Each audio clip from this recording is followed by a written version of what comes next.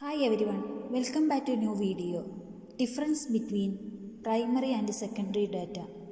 There are some comparison between primary and secondary data. Primary data is original or first-hand data because these are collected by the researcher for the first time directly from the original sources. Secondary data are second-hand data.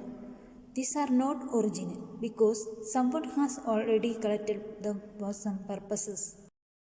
Primary data can be in raw and unorganized form, but secondary data are in the organized and processed form. Primary data are more reliable and suitable than secondary data, but secondary data are less reliable and less suitable. Primary data is more accurate as it is real-time or current data. Secondary data is less accurate as it relates to the past.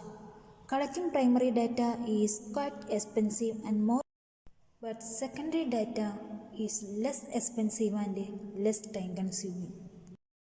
Primary data are collected through survey, interview, etc. Secondary data are collected from books, journal, websites, etc. Thank you.